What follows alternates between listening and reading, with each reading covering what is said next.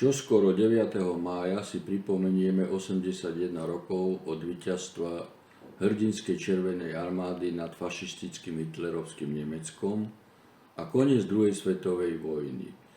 V Berlíne je niekoľko pamätníkov venovaných sovietským vojakom, ktoré sú právne chránené bilaterálnou dohodou medzi Nemeckom a Ruskom z roku 1992.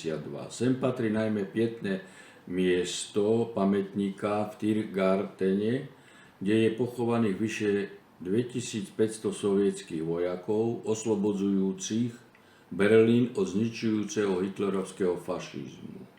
Som presvedčený, že tento pamätník, postavený v roku 1945, bude aj naďalej chránený ako historická pamiatka a vážna pripomienka rizika rozduchávania nových vojen v Európe.